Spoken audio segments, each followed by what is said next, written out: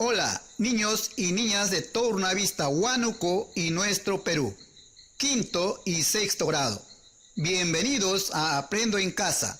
La sesión de hoy es...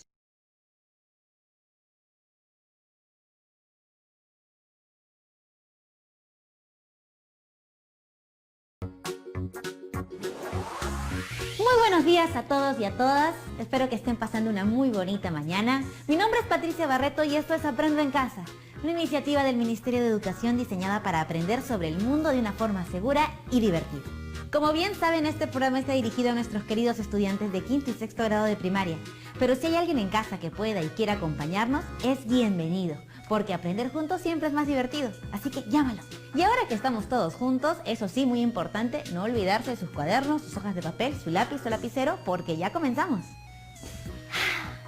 Por fin estamos en primavera. No recuerdo si se los había mencionado antes, pero esta es mi época favorita del año. Algunas de las cosas que me gustan de esta estación es que las plantas se ponen muy pero muy bonitas. Todo reverdece y huele muy bien, y lo mejor de todo es que empiezan a aparecer muchas flores. Así como esta. A mí me encantan las flores, sus colores, su fragancia, me ponen contenta con tan solo mirarlas. De hecho, me gustan tanto que el año pasado viajé con mi mejor amiga a la ciudad de las orquídeas. ¿Saben cuál es? Ya se los cuento. La ciudad de Moyobamba, en la región de San Martín. Es conocida como la ciudad de las orquídeas, debido a la gran variedad de especies de esta planta que se pueden encontrar ahí. Las orquídeas son una de las flores exóticas más hermosas que existen. Durante mi viaje estaba tan emocionada que aproveché en visitar un vivero autorizado para animarme a comprar una maceta con una de mis orquídeas favoritas. Entusiasmadísima la traje a Lima para cultivarla y poder verla todos los días desde mi ventana. Pero grande fue mi sorpresa cuando al poco tiempo la flor de mi preciosa orquídea se marchitó. La regué, la puse al sol, pero nada parecía resultar. Tengo que admitir que al principio me puse un poco triste, pero luego me puse a pensar qué características o elementos del ambiente ayudan a que una planta crezca en determinado lugar. ¿Podemos cultivar cualquier planta en cualquier sitio si conocemos estas características especiales? Y si lo hiciéramos, ¿cómo podríamos registrar este conocimiento? Por suerte, para mí, en las próximas actividades nos dedicaremos a conocer mucho más sobre las plantas, cómo crecen, dónde crecen y qué necesitan para desarrollarse. Observaremos y extraeremos conclusiones que luego registraremos de una manera muy especial. Pero bueno, no me adelanto más. Para dar el mejor inicio a lo que serán estas 2 semanas de aprendizaje, hoy contaremos con la guía de nuestro querido profesor Luis. Muy buenos días, profesor. Hola Pati, hola chicos y chicas que nos ven desde todo el Perú. Yo soy el profesor Luis Anto Chiroque y estoy muy entusiasmado de poder iniciar esta nueva aventura de exploración y aprendizaje con ustedes. ¿Están listas y listos para comenzar? ¡Yeah! ¡Excelente! Pues manos a la obra. Genial. Justo les contaba a los chicos y chicas mi experiencia con las plantas. Digamos que por un lado fue hermoso poder visitar Moyobamba, pero por otro lado el desenlace fue un poco triste por lo que sucedió con mi orquídea. Pero lo importante es que de esta experiencia saques un aprendizaje, Pati. Eso es muy valioso. Te cuento que las orquídeas también son mis flores favoritas. ¿Sabías que según datos del Servicio Nacional Forestal y de Fauna Silvestre, SERFOR, en nuestro país hay entre 2.600 a 3.000 especies distintas de orquídeas? ¿En serio? Casi 3.000 tipos de orquídeas. ¡Wow! Quiero verlas todas. Y seguramente lo podrás hacer, pero estoy seguro de que hay muchas otras plantas lindas que te gustaría conocer, ¿verdad? Por supuesto, soy fan de la naturaleza. Pues te encantará escuchar esto. Hace unos días estuve conversando con estudiantes de varias partes del Perú. Cada uno de ellos tenía que describir su localidad y luego también describir otras localidades que conocieran y relacionarlas con las plantas que crecían en estos lugares. ¡Wow! Toda una exploración de la naturaleza. Así es. Luego de una conversación muy interesante, confirmamos que la variedad de plantas que existe en nuestro territorio es enorme. Fue por eso que muchos de mis estudiantes se preguntaron sobre qué características o elementos de una región hacen que una planta pueda crecer. A partir de esta pregunta, mis estudiantes propusieron diversas actividades para cultivar distintas plantas y luego decidimos registrar todo este proceso en un cuaderno de experiencias. ¡Qué increíble! Me encantan los cuadernos de experiencias. Son como una especie de diarios, pero de experiencias de observación, ¿verdad? Exactamente, Patti. Los cuadernos de experiencias suelen llamarse también cuadernos de campo o bitácoras, entre otros. En él se van registrando todas las actividades que realizamos durante el trabajo de indagación. ¿Qué características o elementos de una región hacen que una planta pueda crecer allí? Me encanta y suena maravilloso. ¿Y qué otras actividades podemos realizar para responder la pregunta? Realicé la misma pregunta a mis estudiantes y conversando con ellas y ellos determinamos las actividades. Lo primero que necesitábamos era recordar qué es un ecosistema. Sí, lo recuerdo porque lo vimos en programas anteriores. Un ecosistema es un conjunto de seres vivos y el medio natural donde viven, además de la relación que existen entre ellos. Las plantas, como seres vivos, son parte de un ecosistema y no podemos hablar de su crecimiento sin considerar el ecosistema del que forman parte. Así es, Patti. Por eso nuestra primera actividad es conocer cómo los componentes del ecosistema de una región determinan la diversidad de las plantas. En un ecosistema hay muchos elementos que se interrelacionan y determinan la vida de las plantas, como por ejemplo el suelo, la temperatura del ambiente y el agua. Patricia, los elementos abióticos que he nombrado y otros son claves para la vida de las plantas. Profesor, creo que podríamos cultivar plantas en nuestras casas controlando estos elementos. Pero no creo que sea una buena idea porque todos no tenemos un jardín. Patti, no siempre es necesario tener un jardín. Podemos encontrar distintas maneras de cultivar plantas en casa. Por ejemplo, las alimenticias. Con mis estudiantes decidimos cultivar plantas alimenticias en agua. Así aprovechamos también para indagar cómo influye la cantidad de agua en el crecimiento de las plantas. ¡Qué interesante, profesor! Esa debería ser nuestra siguiente actividad. Muy bien, Patti. Pongámosla en el cuadro. Indagar cómo influye la cantidad de agua en el crecimiento de las plantas. Profesor, ese proceso podemos incluirlo en el cuaderno de experiencias, ¿verdad? Sí, Patti. Necesitamos aprender sus características para poder elaborarlo. Así que a incluirlo en la lista de actividades. Conocer las características del cuaderno de experiencias para elaborar el nuestro.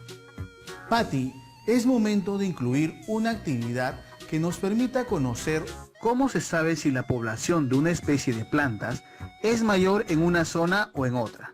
Por ello, propongo como actividad, aprendamos a calcular la densidad poblacional de una planta. Profesor, creo que también deberíamos leer información de fuentes confiables para enriquecer nuestra investigación. Muy bien, Patti. Pongámoslo en nuestra lista de actividades. Leer para obtener información sobre la diversidad de los ecosistemas y su influencia en las plantas. Junto a mis estudiantes definimos además las siguientes actividades que nos ayudarán a completar nuestro reto de las 2 semanas. Reflexionar sobre las representaciones de las plantas en el arte. Proponer acciones frente a un problema ambiental que afecte a un ecosistema. Analizar nuestros resultados y redactar las conclusiones de nuestra indagación sobre el cultivo en agua. Revisar el cuaderno de experiencias y escribimos conclusiones. Profesor, todas las actividades me parecen súper interesantes. Bueno, entonces, hoy debemos comenzar descubriendo los componentes del ecosistema de nuestras respectivas regiones para entender cómo estos determinan la diversidad de plantas que existen en ellas. Exacto. Como resultado de este aprendizaje, elaboraremos una ficha en la que podamos explicar a detalle nuestros hallazgos. He invitado a Uriel y Leonardo para que nos compartan su investigación. Pongan mucha atención. Hola, profesor. Hola, Patricia. Yo, que me he mudado de una ciudad a otra, he podido ver que algunas plantas pueden crecer en un lugar, pero no en otros. Como contó Patti, Les cuento que me mudé con toda mi familia de Oxapampa a Nazca. Fue un viaje muy largo en el que vi muchos paisajes, pero cuando finalmente llegamos, sí que me sorprendí. No había tantas plantas, era un desierto. Para mí fue sorprendente, porque era muy diferente a Oxapampa. Después de esa experiencia, muchas veces me he preguntado, ¿de qué depende la diversidad de las plantas en un lugar? Yo quiero saber lo mismo. Todavía intento entender qué es lo que causa que las orquídeas puedan crecer naturalmente en Moyobamba, pero no en otras regiones. Podemos resolver este misterio. ¿Cómo crees, querida Patty, que podemos dar una respuesta? Una pista. Ya sé, investigando. Exacto. Haremos una investigación para averiguar juntos qué es lo que determina la diversidad de las plantas en un lugar específico. Profesor, y recuerden que al terminar debemos utilizar nuestra ficha de autoevaluación. Ajá, ¿te acordaste, Patty? Muy bien. Seguro que las chicas y los chicos en casa también lo aplicarán y crearán uno de los criterios. ¿Me ayudas a leerlos? Claro que sí. Primero, ¿tengo claro el propósito de mi ficha? Segundo, consulté fuentes confiables para responder las preguntas. Tercero, ¿en mi ficha doy respuestas a las preguntas planteadas? Y en cuarto lugar, cada uno de los estudiantes debe proponer sus propios criterios. Excelente, chicas y chicos. Usar la ficha de autoevaluación guiará la investigación y nos permitirá ver si estamos avanzando de forma adecuada. Al final del programa, con este instrumento, podremos ver qué tal hemos elaborado nuestra ficha explicativa. ¡Súper! Bueno, retomamos la pregunta que propusieron sus estudiantes, profesor. Sí, por supuesto. ¿Cómo los componentes del ecosistema de una región determinan la diversidad de las plantas? Y nos van a compartir sus respuestas iniciales. Vamos a escucharlas. Mi respuesta inicial fue que la cantidad de agua es lo que hace que haya muchas plantas en algunos lugares y muy pocas en otros. Todos sabemos que si no hay agua, no hay vida. Bueno, yo respondí que además del agua hay otras características muy importantes, como el suelo o el clima. ¡Qué respuestas tan interesantes las de Leonardo y Danitza, Patty! Ahora, ¿cómo avanzamos en nuestro proceso de investigación? Ajá, mis apuntes nunca fallan. Necesitamos conocer cómo sus estudiantes completaron la tabla de investigación, profesor. ¿Qué necesitaron investigar? Mis estudiantes investigaron en base a las siguientes preguntas. ¿Qué es un ecosistema? ¿Cuáles son los componentes de un ecosistema? ¿Cuáles son los componentes abióticos y bióticos? ¡Qué genial! ¿Y qué fuentes usaron? Usamos fuentes confiables como un libro especializado en el tema y entrevistamos a un experto. ¿Y cómo organizaron la información? En una ficha explicativa. Ya tenemos listo el plan de investigación. Ahora toca presentar lo investigado. ¡Yeah! Muy bien, gracias chicos y chicas. Ahora sí, nos vamos a la pausa y al regreso escucharemos lo que nuestros compañeros han encontrado. No se vayan. La paciencia es una gran virtud, Patty. Así que vamos a una pequeña pausa y regresamos. Estamos de vuelta. Antes de irnos al corte, terminamos de completar nuestra tabla de investigación. Ahora vamos a escuchar los hallazgos de Leonardo y Danitza. Vamos a escuchar lo que averiguaron. ¿Recuerdan el programa en el que hablábamos de las cadenas alimentarias y el rol que cumplían los animales en el ecosistema? Esa vez pudimos entender lo que era un ecosistema con una imagen como esta. Un ecosistema es un conjunto de seres vivos y el medio natural donde viven, además de las relaciones que existen entre ellos. También aprendimos que hay ecosistemas de todo tipo y tamaño. pequeño como una maceta o un acuario, o tan grandes como una selva. Qué bonito recordar lo que aprendimos en esa actividad. Y es muy emocionante que nuestros estudiantes tengan sus apuntes y los consulten para seguir utilizando la información. Pero ¿saben qué más?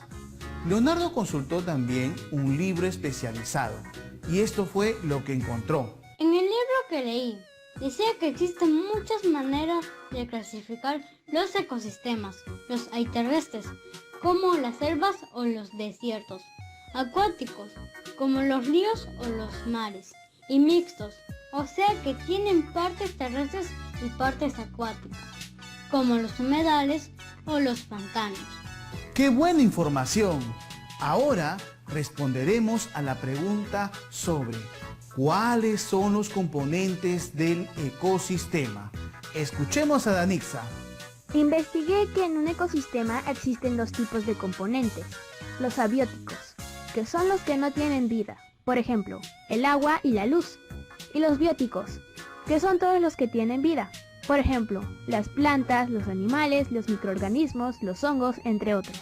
Muy buenas respuestas. Para complementar la información, les compartiré, chicas y chicos, la entrevista que realicé a la magíster Edith Arias, docente del programa de estudios de Ingeniería Ambiental de la Facultad de Ingeniería Agraria de la Universidad Católica Sede Sapiense. Vamos a escucharla. ¿Qué tal, chicos y chicas? Mi nombre es Edith Arias, yo soy bióloga, trabajo en la Universidad Católica Sede Sapiense en la Facultad de Ingeniería Agraria. Agradezco mucho la invitación y espero poder contribuir con tu aprendizaje. ¿Cuáles son los componentes de un ecosistema? Un ecosistema se caracteriza por presentar componentes bióticos y abióticos. Dentro de los componentes bióticos tenemos a los animales, las plantas y otros organismos como los hongos, musgos, líquenes, bacterias. Y dentro de los componentes abióticos tenemos al suelo, el agua, la temperatura, el viento y la luz solar. ¿Cómo influyen los componentes abióticos en el crecimiento de una planta? Para que una planta pueda crecer, necesita anclar sus raíces en un sustrato. En este caso da referencia al suelo. El suelo presenta componentes materiales, como pueden ser la arena, la arcilla, fragmentos de roca. Además tenemos el agua y la luz solar, que también son importantes para que la planta pueda crecer, ya que a través de ellos la planta puede realizar fotosíntesis, que es un proceso en donde ella fabrica sus propios alimentos. Por otro lado también tenemos a la temperatura y al agua en forma de precipitación y humedad. Estos forman parte del clima.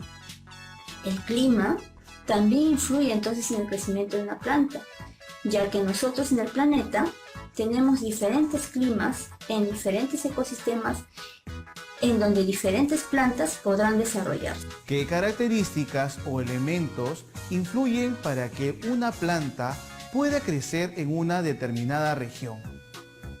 Como mencioné, tenemos diferentes climas en diferentes regiones o ecosistemas. Por ejemplo, plantas como los cactus prefieren un clima cálido, con pocas lluvias, es decir, ecosistemas desérticos. Por otro lado tenemos a las palmeras, que prefieren climas cálidos pero con mucha lluvia, es decir, ecosistemas de selva tropical. Entonces vemos que los ecosistemas presentan una vegetación característica que está determinada por el clima. Bueno, chicos y chicas, yo me despido de ustedes, espero haber contribuido en tu aprendizaje y recuerda que todos los seres vivos tienen su lugar, el cual debemos respetar y considerar. Te deseo muchos éxitos en tu etapa escolar. Nos vemos. Muchas gracias por su participación, magíster Edith Arias. A partir de lo que hemos aprendido en esta interesante entrevista, hablemos de la importancia de los componentes abióticos en el desarrollo de las plantas en distintos ecosistemas. ¡Qué interesante! En el caso del suelo, sus características definen cuánto pueden penetrar las raíces, la cantidad de agua que pueden almacenar, los nutrientes que poseen, etc. Todo esto hace que algunos tipos de plantas puedan crecer en ciertos suelos, mientras que otras no. Sí, profesor. Por ejemplo, la zanahoria que crece en suelos arcillosos y ricos en nutrientes. Excelente, sigamos con el agua. Esta permite el crecimiento de las plantas. Sin embargo, cuando en un lugar el agua es abundante, permite que algunas plantas se desarrollen, mientras que cuando es escasa, origina el crecimiento de otros tipos de planta, como el cactus, la tuna, la sábila, entre otros. Profesor, yo leí que son plantas adaptadas para vivir en un ecosistema seco, ya que captan agua en temporada de lluvia y almacenan en su interior. Eso les permite sobrevivir por mayor tiempo sin presencia de lluvias. Bien, Patti, ahora sigo con la luz. Esta es muy importante para que las plantas realicen la fotosíntesis todos los días y así obtengan los nutrientes que necesitan para crecer. Entonces, profesor, los sitios que cuentan con una adecuada cantidad de luz solar son óptimos para que haya más plantas, pero eso sí, sin olvidar que también se necesita que haya disponibilidad de agua. Claro que sí. Y finalmente, la temperatura del ambiente, el cual es el componente de los ecosistemas que más influye en la distribución de los distintos tipos de planta en el mundo. Por eso, hay tantas diferencias entre las selvas y los desiertos. Profesor, realmente este resumen era muy necesario. Ahora creo que ya todas y todos tenemos mucho más claro cómo el tipo del suelo, la luz, la cantidad de agua y el clima, entre otros factores, influyen en el crecimiento de las plantas. Y estas fueron las razones por las que mi orquídea podía crecer naturalmente en Moyobamba, pero no aquí en Lima. Es una buena deducción, Patti. Ahora, Danitza también mencionó los factores bióticos. Y si profundizáramos un poco más en este tema para poder comprender la otra parte. Buena idea. Como mencionó la magíster Edith Arias, los componentes bióticos de un ecosistema son todos los seres vivos que viven en él. Estamos hablando de las plantas, los animales, los hongos, entre otros. Cada uno de ellos tiene importantes funciones en el lugar que habitan. Desde los colibríes, que polinizan las flores, hasta los jaguares, que depredan a los venados. Luego están las plantas, que sirven de alimento a muchos animales.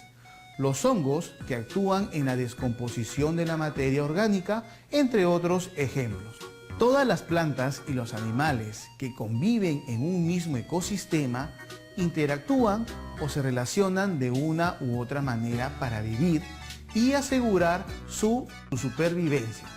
Pero además, nuestra propia forma de vida depende en gran manera de los recursos que provienen de las interacciones entre plantas y animales. Yo no lo hubiera dicho mejor, querida Patti. Este se está convirtiendo desde ya en uno de mis retos favoritos. A ver, entonces, con todos los valiosos datos que hemos obtenido, podemos decir que tenemos lista nuestra investigación. Solo nos queda hacer una cosa más. ¿Se acuerdan de las respuestas iniciales que Leonardo y Danitza dieron al iniciar la actividad? Vamos a ver si estas se comprobaron. Mi respuesta inicial fue que la cantidad de agua es lo que hace que haya muchas plantas en algunos lugares y muy pocas en otros. Todos sabemos que si no hay agua, no hay vida. Ahora comprobé que el agua es muy importante para que las plantas puedan crecer, pero no es la única característica que cuenta, hay otras más. Bueno, yo respondí que además del agua hay otras características muy importantes, como el suelo o el clima. Después de la actividad, pude comprobar mi respuesta y además aprender que el clima de un lugar es la característica más importante. Ahora sí podemos decir que la investigación está concluida. Pero, profesor, hemos aprendido que los diversos componentes de los ecosistemas influyen en el tipo de plantas que crecen. Pero yo he visto algunos invernaderos que tienen plantas que no son propias de la región, pero que crecen fuertes y sanas. ¿Por qué pasa eso? Buena pregunta, Patti. Les explico. Los invernaderos son instalaciones provistas de una cubierta exterior translúcida que puede ser de vidrio o plástico y que permite el control de la humedad del ambiente, la temperatura y otras características ambientales óptimas para favorecer el desarrollo de las plantas. Esto quiere decir que en los invernaderos se genera el clima de un determinado lugar y así se pueden reunir todas las características que las plantas necesitan para crecer óptimamente, aun si se encuentran fuera de su lugar natural de crecimiento. ¡Wow, profesor! Realmente siempre encuentro nuevas formas de sorprenderme con todo lo que aprendemos. Pues de eso se trata, de dejarnos deslumbrar con lo asombroso que es el mundo y aprender cada día para poder protegerlo y disfrutarlo. Llegó la hora de decir hasta pronto. Gracias por permitirme estar aquí y aprender con ustedes. Nos vemos en una próxima oportunidad. Chao. Muchas gracias, profesor. Gracias por compartir todo este proceso tan interesante. Hasta pronto. Realmente, con todo lo que hemos visto hoy, comprendo lo que necesitan las plantas para vivir y cómo esto se relaciona con la diversidad de vegetación que hay en cada lugar. Recordemos algunas ideas importantes. Punto número 1. Un ecosistema es un conjunto de seres vivos y el medio natural donde viven, además de las relaciones que existen entre ellos. Punto número 2.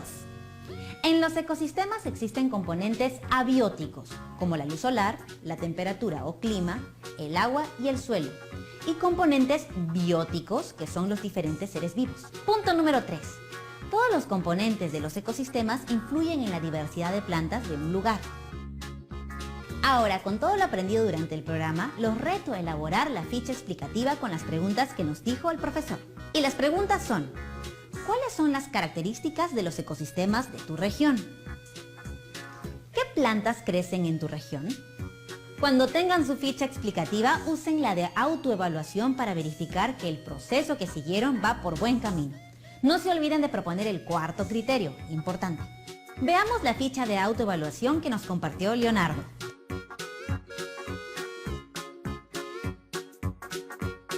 Pueden completar su ficha con ayuda de un adulto de su familia. Esto los va a ayudar a reflexionar sobre su investigación y les va a permitir realizar ajustes y que sus trabajos sean cada vez mejores.